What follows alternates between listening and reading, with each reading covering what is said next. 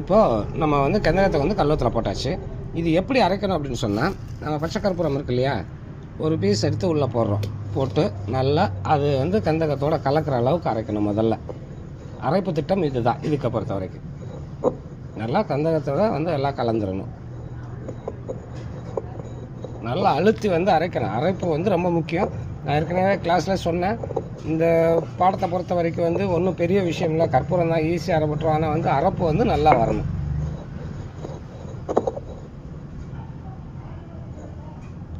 இப்போது அது நல்லா அரைஞ்சிடுச்சா, அடுத்த பீஸ் எடுத்து போடுறோம். இந்த மாதிரி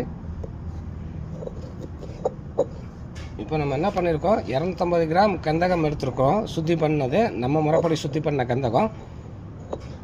சரியா? இது இன்னும் வந்து என்கிட்ட இது இருக்கிறதுனால நான் இதை பயன்படுத்துகிறேன். இல்லைன்னா இதை வந்து இன்னுமே நல்லா பயன்படுத்துகிறேன்னா சித்தர் கந்தகமாக மாற்றி பயன்படுத்துகிறேன், இன்னும் நல்லாயிருக்கும். சரியா? இப்போ இதை நல்லா நம்ம முதல்ல ஒரு 250 கிராம் கந்தகத்தை சுத்தி பண்ணி எடுத்துக்கிறோம். 250 கிராம் பச்சை கற்பூரம் எடுத்துருக்கோம். இப்போது இந்த கந்தகத்தை கல்வத்தில் போட்டு கந்தகத்தை நல்லா முதல்ல பொடி பண்ணி வச்சுருக்குறோம். நம்ம கந்தகம் வந்து நல்லா சுத்தி பண்ணி பொடி பண்ணி வச்சுருக்குறோம் ஏற்கனவே. அதை எடுத்து கல்வத்தில் போட்டு அந்த பச்சை கற்பூரம் ஒவ்வொரு கற்பூரமாக, அதாவது கொஞ்சம் கொஞ்சமாக கொடுத்து வந்து நீங்கள் ஒன்று ஒரு சின்ன சின்ன பீஸாக செஞ்சிட்ருக்கணுன்றதுலாம் இல்லை, இருக்கிறதுல அப்படி ஒவ்வொரு பீஸு. இப்போ இந்த பீஸ் இருக்கா, இதை போட்டு அப்படியே வந்து நல்லா எல்லாத்தையும் சேர்த்து ஒன்றா சேர்த்து வந்து அரைக்கணும். அரைச்சி ஒரு நாள் வெயிலில் போடணும்.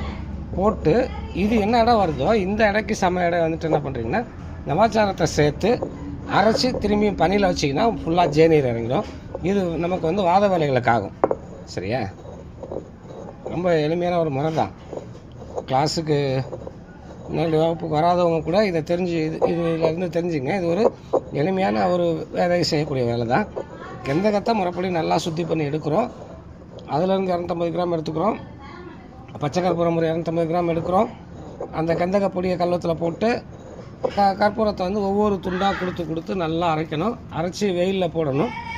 வெயிலில் ஒரு நாள் 2 நாள் வச்சுருந்துட்டு அதுக்கப்புறம் எடுத்து வந்துட்டு இதை என்ன இடம் இருக்கோ இந்த இடைக்கு சம இடம் வந்து நவாச்சாரம், பதங்கம் பண்ண நவாச்சாரமோ இல்லை சுத்தி பண்ண நவாச்சாரமோ ஏதோ ஒரு நவாச்சாரத்தை சேர்த்து அரைச்சி நல்லா பனியில் வச்சிங்கன்னா எல்லாமே சேர்ந்து ஜேநீராக இறங்கும். இந்த ஜேநீர் வந்துட்டு நமக்கு வாத வேலைகளுக்கு ஆகும்.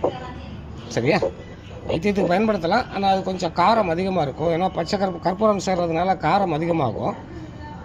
நீங்கள் வந்து பார்த்துக்கோங்க. எப்படி வைத்தியத்துக்கு பயன்படுத்தினாலும் பயன்படுத்தலாம்.